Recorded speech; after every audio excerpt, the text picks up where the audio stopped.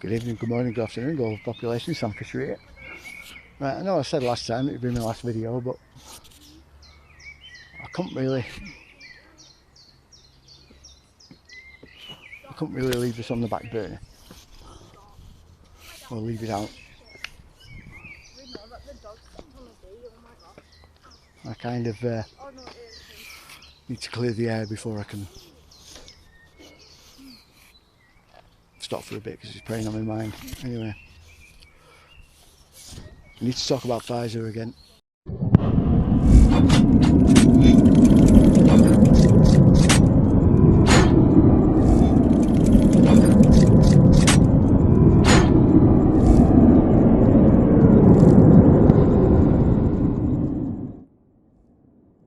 Samuel N. Fisher, author of the Legion Saga.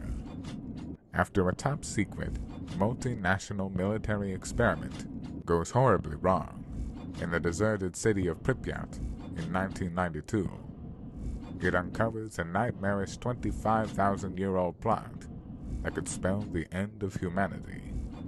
Who knows? Hopefully if they make a movie out of it, they'll cast me.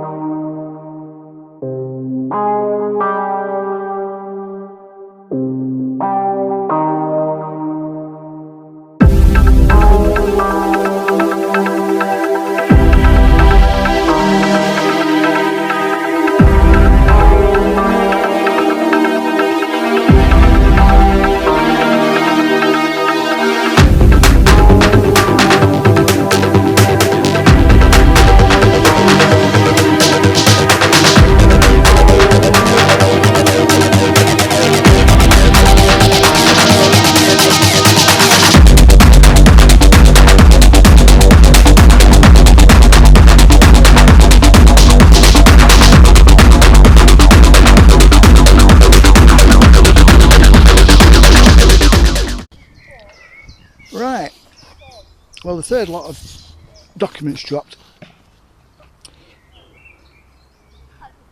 and they're quite tough to get through. Not just because of the content, but the density of how much information you need to take in. No, staying here, they're not your age, mister. You see, what they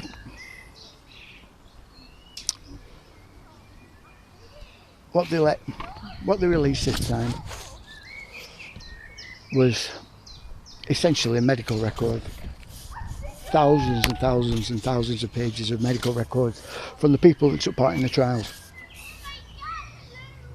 And it gave the site. It didn't give the names, obviously, but it gave the site that they were at, the country they were in, what ethnicity they were, their age, any previous sort of medical concerns, blah blah blah blah blah, and how they did through the trial.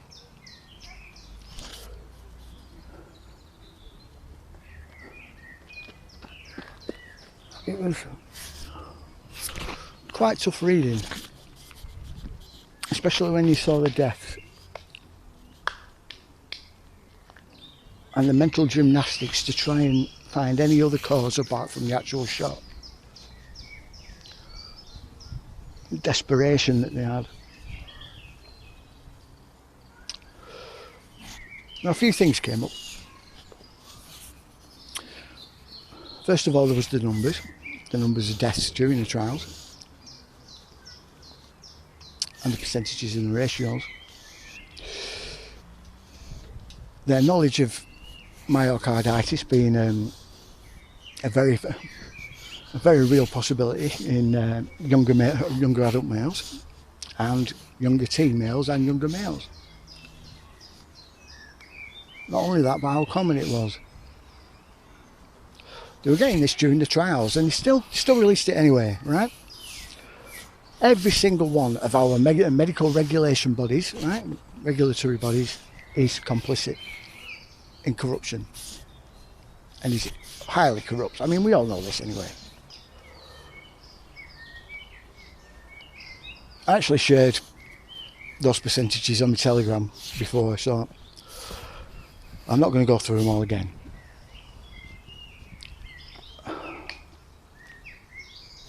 I'll just show you.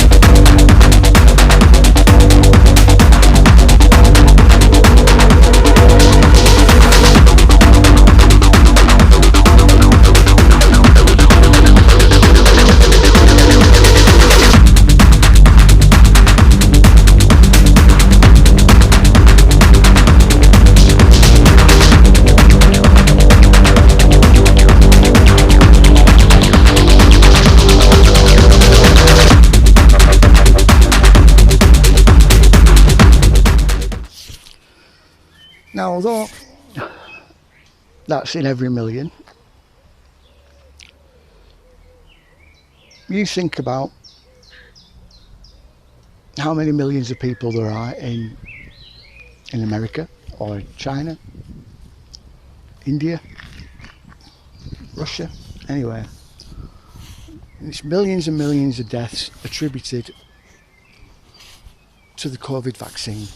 They know it gives you COVID. They know it gives you a multitude of different other diseases, ailments, viruses, you name it. There's a reason why it does that. One, because the mRNA is unstable, but, or so they say. I think that's actually a cover. A lot of you have heard me talk about dreads before. That's what they do. They make anything you want, as long as you give them the trigger first. And that trigger just so happens to be 5G. Then we've got the possibility that these are going to turn us all into 6G antennas, if you have it. They're actually testing 6G around here, around where I am at the moment. And the square that I live in, I think there's only maybe 1 or 2 people that's been vaxxed at the most. I think one of them died yesterday. There were an ambulance outside their house. Anyway, it's beside the point. On telegraph poles, going all the way around the square I live in, is, well, near to it, should I say, is 6G is in this area, blah, blah, blah, blah. But as soon as you get to a deal where I live, it's gone. What's that telling you? Anyway, I'm getting off topic. There's something else that became rather apparent when reading those patient records. Each testing centre, each trial centre is labelled from 1001 up to 1271, I think it is. Apart from one of them, and that is a designation 4444. There is no location, really, or rather there is, but it contradicts where it is. The people had a rip-roaring time when they were in it.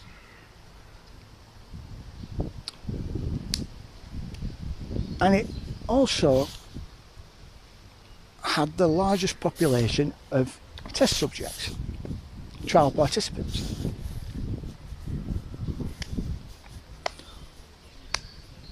Their data was vastly different to anyone else's. I mean, vastly. It was like chalk and cheese. You know what I mean? Katie Price and Holly Valance. Not Patrick Valance, his daughter. I checked. Anyway.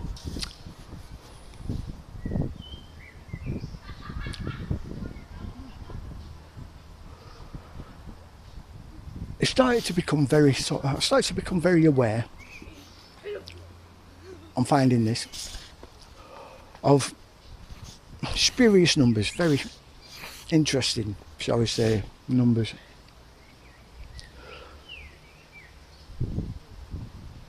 You see, they only really tested in 3 countries, and that was the US, UK and Brazil.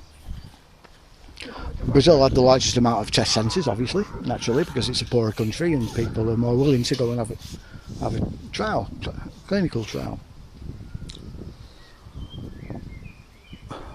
Now, normally it takes a few months to actually gather test subjects together and check that they're going to be all right and they're not going to have any sort of anything wrong with them and blah blah blah blah blah, and they'll be able to take the test and everything. So, in the space of a week, you'd expect less than 100 test subjects to be taken on. In 3 of the Brazilian test centres, in 1 week, they reviewed and approved around 3,000 and something trial participants in the space of a week.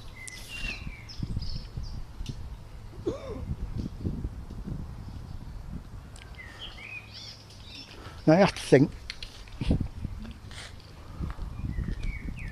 when something like that's going on, it can mean one or two things. Either they weren't paying any due care and attention to these people, if they were people, or they weren't people. They just made the data up. And this brings us to 4444. The amount of participants in that is massive. I'll show you here.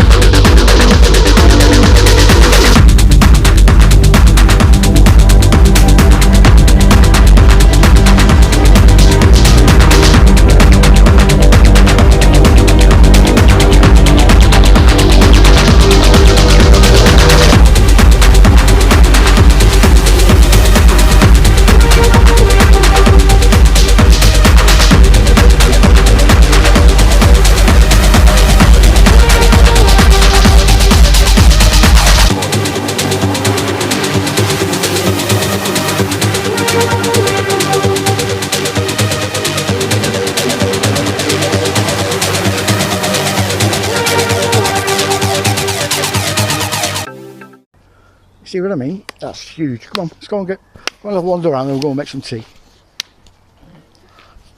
See what I mean? If every single person in that trial, in that one trial, are fake, that drastically changes all of the data and all of the results, and I mean drastically. It really is that important. So I've got an assignment for you guys before we move on to the next topic. I want to just go over a bit.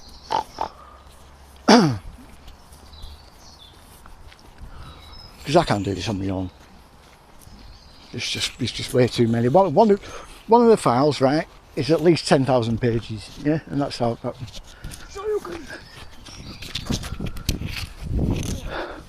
Any of you that would fancy helping me, using up some of your free time to chase up these doctors. Yeah, it gives you the doctor's name, the people who are running the trials. It gives you their trial location. It even gives you one for 4444 if I remember right. It just doesn't give you the location, it gives you the name. And there's several clinicians that see them all the time, right? So I think it's time we started chasing these people up. What the chase guns? Because we need answers. Now I told you in the last video what the mRNA does. Yeah, when it reaches your liver, it gets reverse transcribed into your DNA, so it becomes a permanent fixture in your body. Yeah, you will pass that on to your kids if you have kids. Yeah, and they will be born with that gene inside them. Yeah.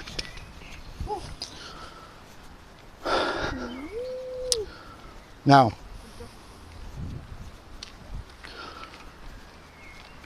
this started a snowball, it really did, an absolute cascade effect when I was talking to a friend of mine, a couple of friends, but one of them, Nathan, he's a good lad, right? Never met the guy, right? But he's getting like a house on fire, and he's always got pertinent questions or something to show me, you know, let's check this out, what's this mean? But anyway, they showed me this.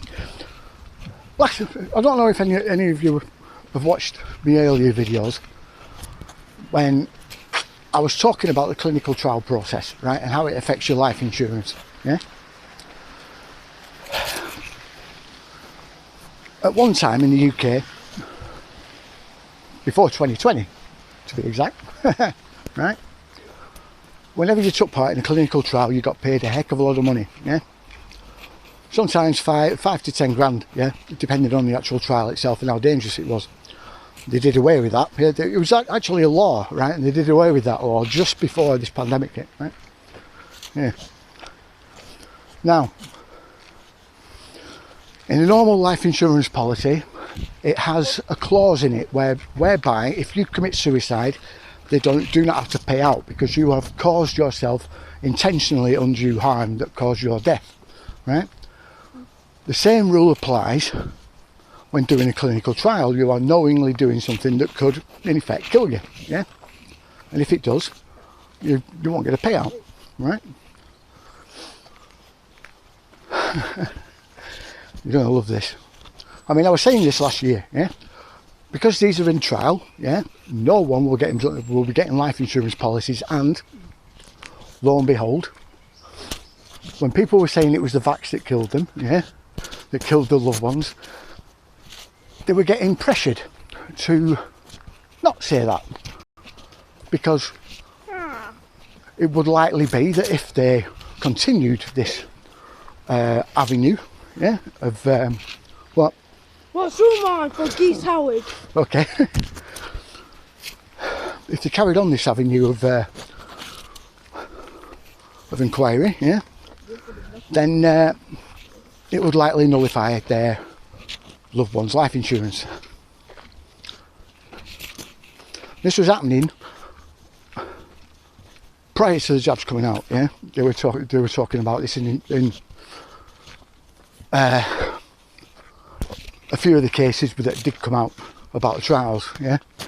And then later on, I've had a well, I call him a friend, but they're more of a relative, yeah, that died early on in the pandemic. He was a friend of another friend.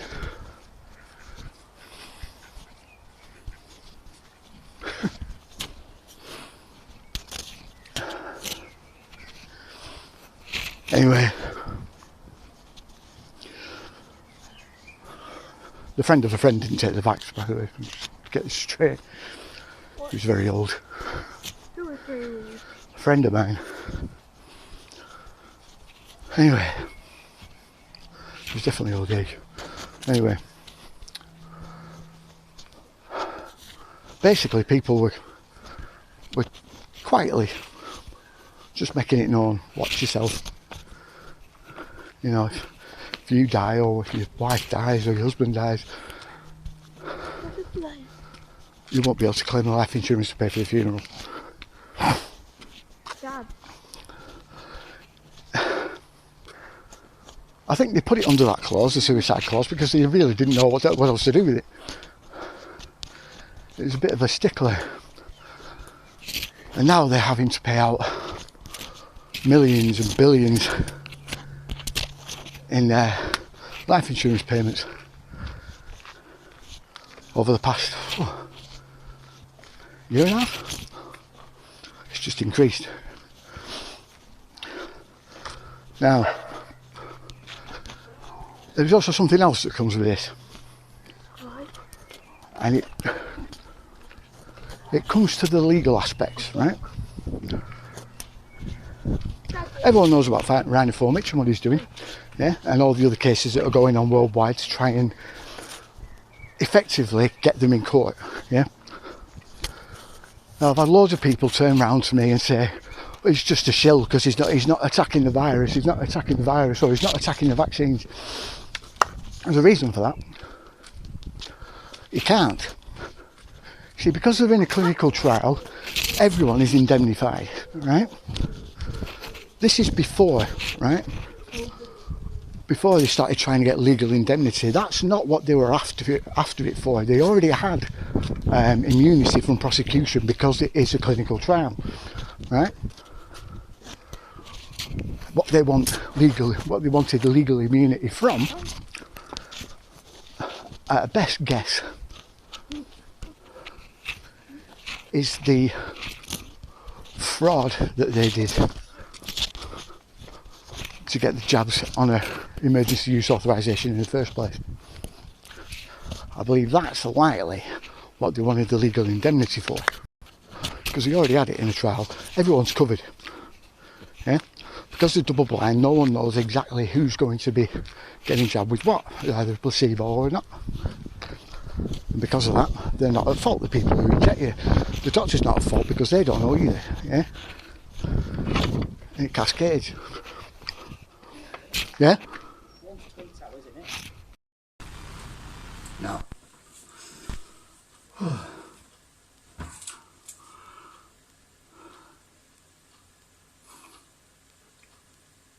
because of the nature of how these were thrown out and given that emergency use authorisation, still being on a trial, by the way, right? It actually covers everything, everybody, apart from one thing. And it's the one thing Fomich is going for. It is attacking. Keto, where it is yet? Raw virus. I don't know why I did that. Anyway, BCR.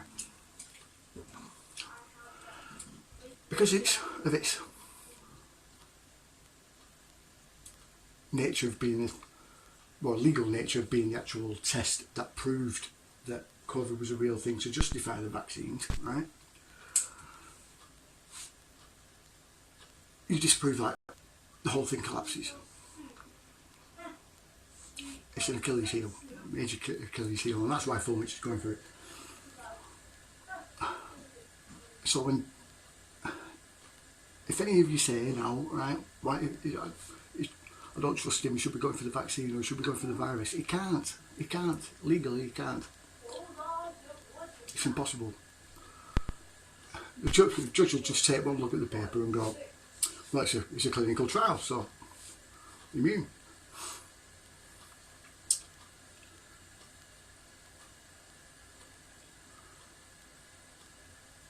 And herein lies a problem, you see. And this is why this document release is causing so many problems. Because they're now having to show us how the fraud fits together. Yeah? It's a tangled web, it really is.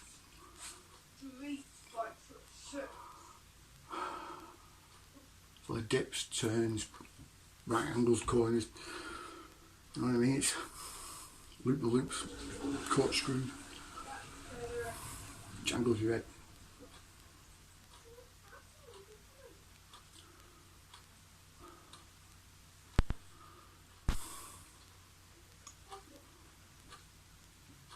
Even more so about what it means for the people who had it.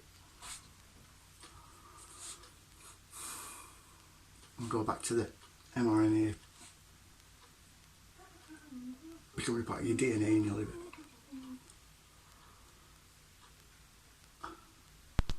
Now it's not a case of there's a chance that it will get to the liver. It will get to the liver. It's designed to go for those type of organs.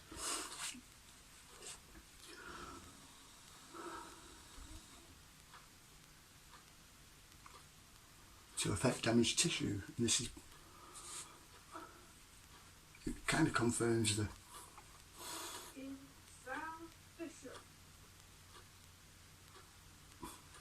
modern dreaded technology being implemented.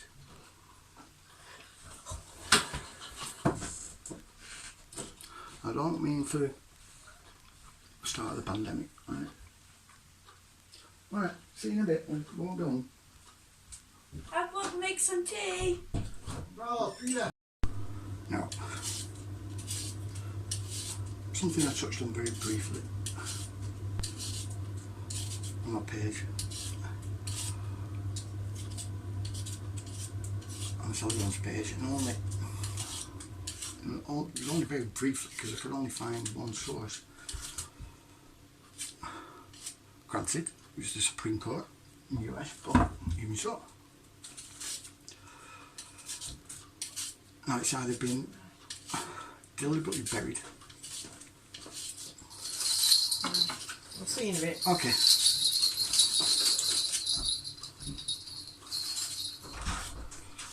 Now it's either been deliberately buried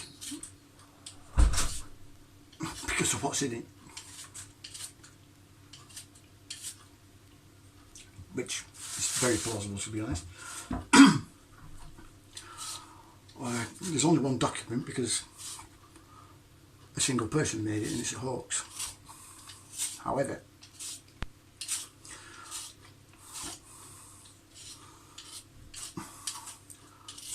talk to an illegal expert and they'll say, no, that's binding.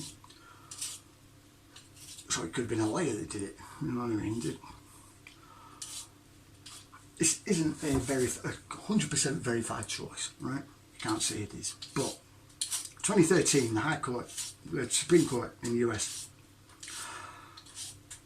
made a ruling. It was primarily to do with cloning, but it was also on genetic research because at the time this shit was going on big time because naturally every country wants to have their first battalion of GMO soldiers, yeah? So,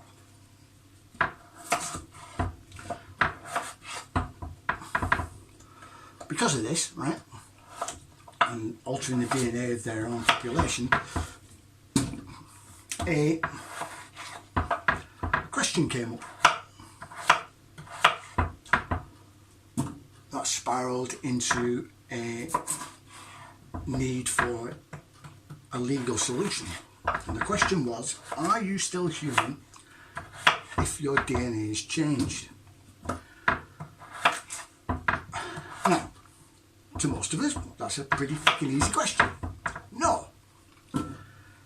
Turns out, the Supreme Court thought so too, and ruled that anybody whose DNA is changed by injection or anything like that, by this new and emerging mRNA technology that was being developed by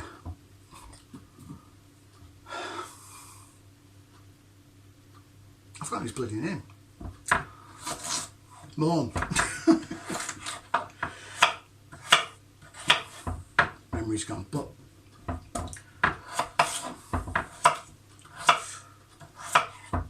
basically it was deemed that if your DNA is changed by it, you will no longer be human, and all your rights as a human being are null and void. Don't apply to you.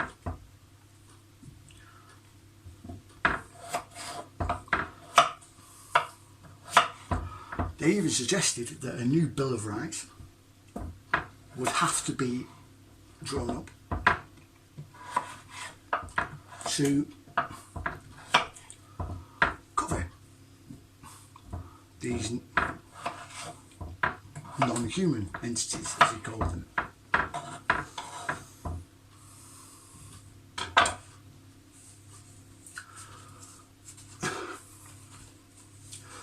And this adds the further problem.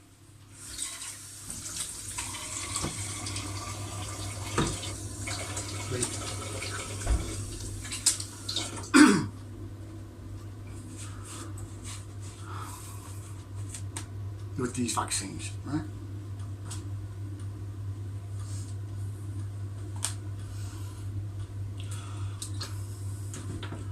Now, I'm not 100% certain here, right?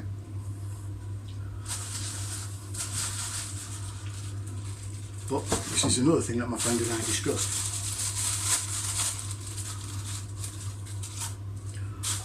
Because like I said, this all started off from a video he sent me on the life insurance. And the life insurance companies are legally allowed to refuse that claim.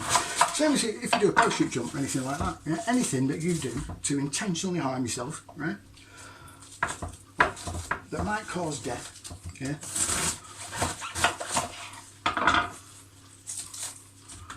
It basically, it nullifies your policy. Now, I know some of you are going to turn around and say, what about firemen, what about policemen, what about army men?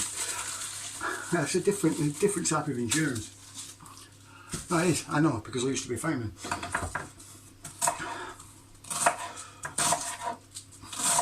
Because you're in a public service,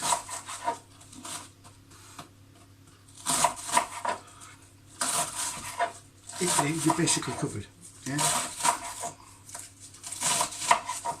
In the event of your death.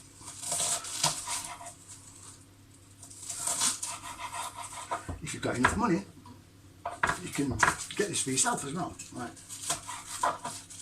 Say like you're a stuntman or anything like that.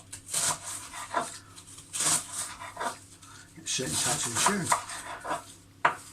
But a normal regular policy, suicide or anything like that isn't covered. Unless you specifically put it as part of your policy. And because of the vax and clinical trial, you are essentially, in their eyes, committing harigiri. Yeah? Not only that, but these people who are trying to get compensation claims are going to fail because of the very nature of the job itself. As soon as it changes your DNA, you're a product. You are not a human being anymore, you're a product. And the reason why I say this, and I've said it before and I'll say it again, this stems from all the way back when the Indian farmers were battling with Monsanto. Because all of their GMO crops were fertilising their naturally grown crops, and Monsanto were turning up at their farm and demanding they hand over their property. Once they planted new ones from their seeds that had been pollinated by Monsanto's GMO.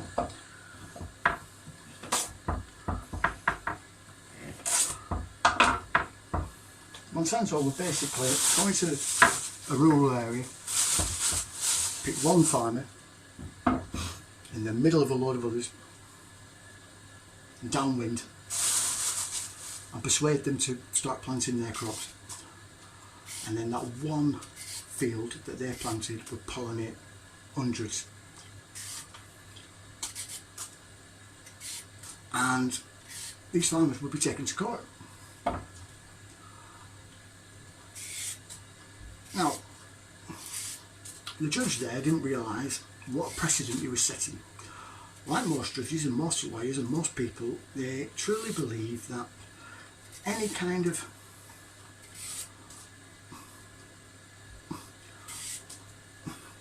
if it's such a small thing to alter or bend the rules for, yeah,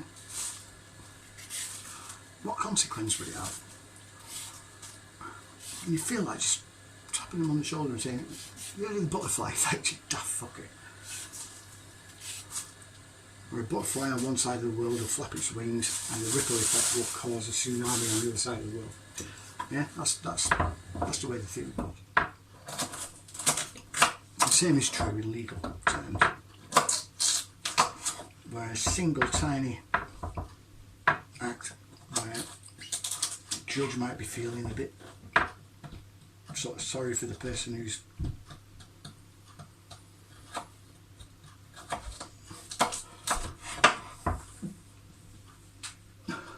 being sued or what have you.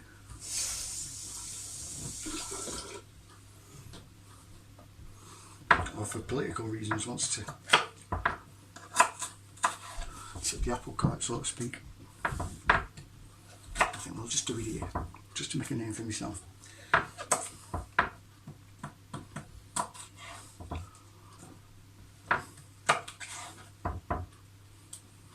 You basically got your foot in the door then. More and more judges feel more inclined to follow suit because someone else has done it. It just takes one.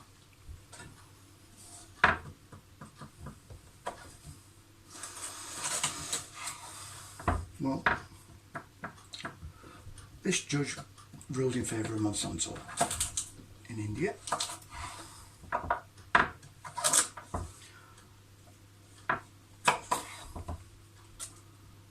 And this set a bar for genetic experimentation, genetic modification forever.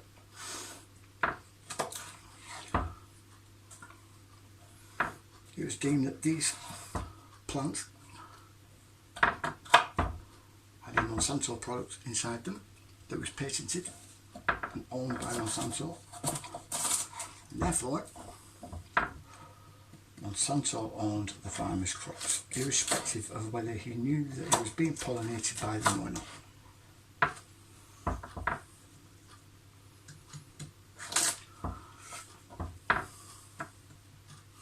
Those of you that are jabbed, what makes you think you'll be seen as any different?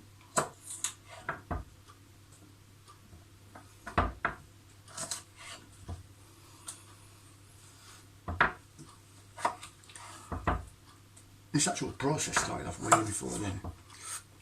There's a film I put up from 2003 called The Corporation on my Telegram page, and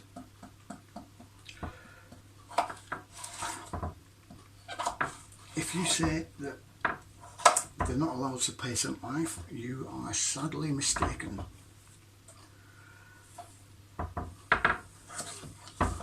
Because they are.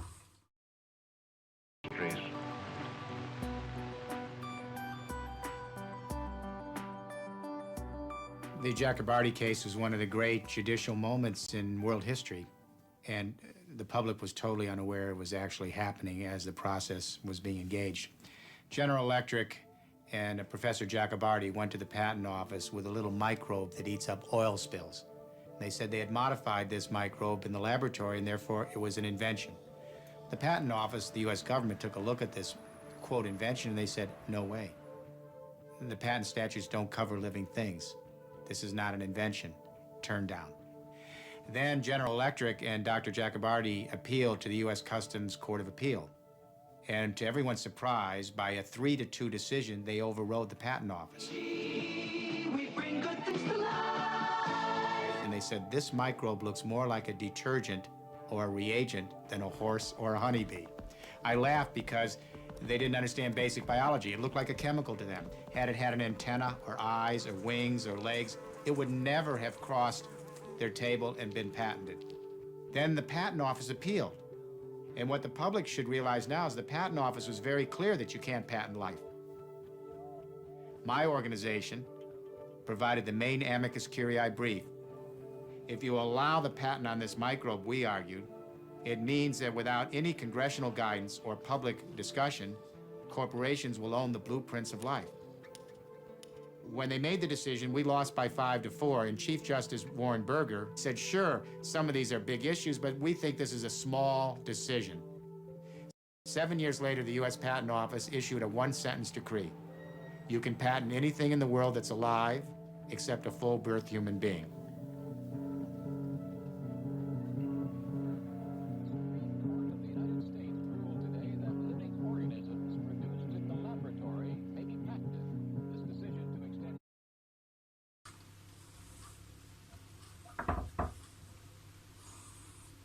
Thought life couldn't be patented, you were wrong.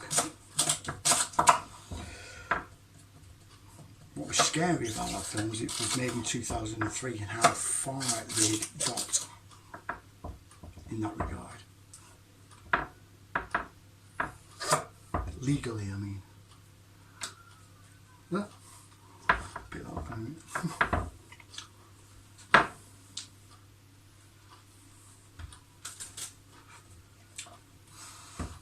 They were slowly moving their way up the animal kingdom.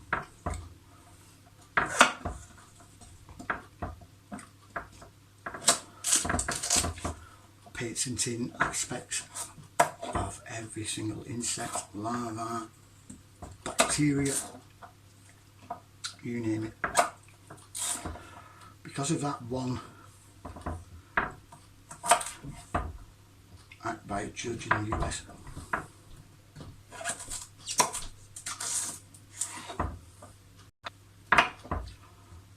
they were now patenting life.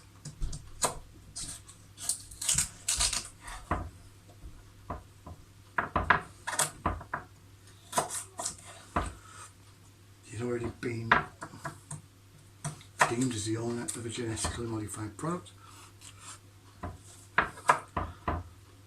And if you're still able to have kids,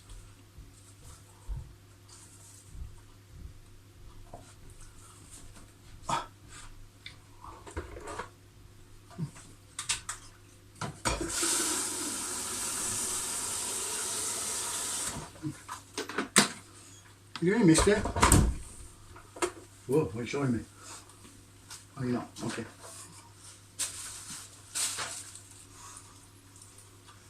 So,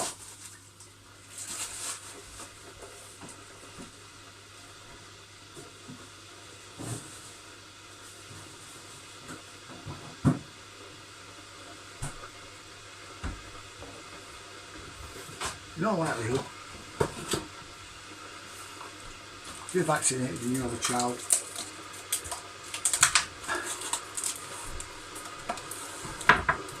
it will no longer be your child.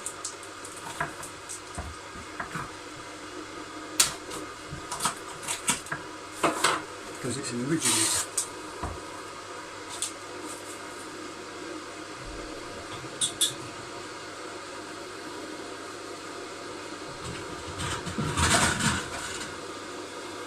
Mark 1, so to speak.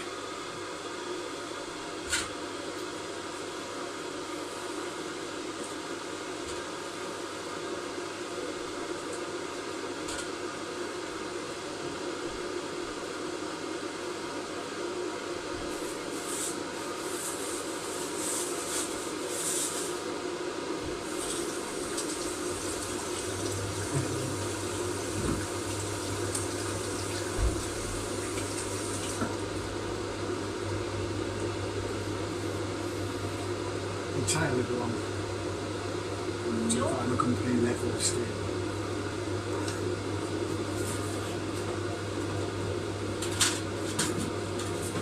You see that?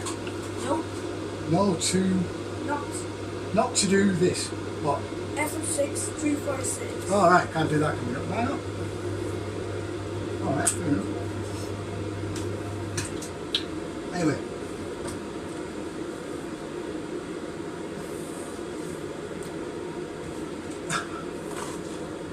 That's essentially what I wanted to get off my chest. I needed to.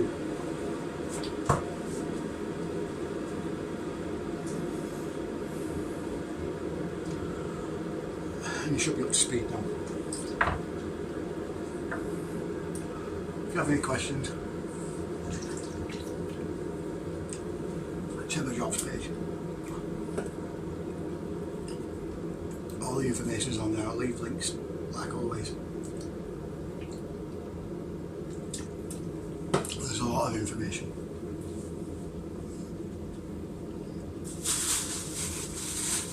On every aspect of all this.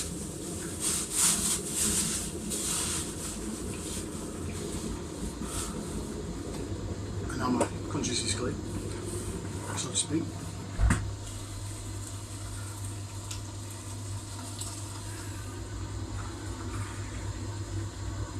I can't leave things without at least telling you what I've been finding out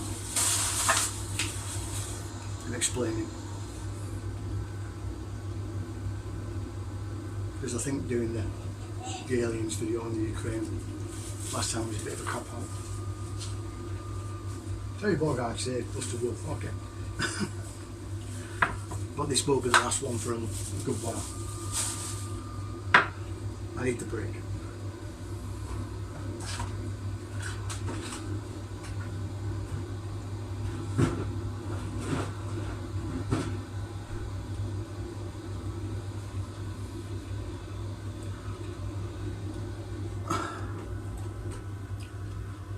My usual go-to to sort me head out is no longer here, so.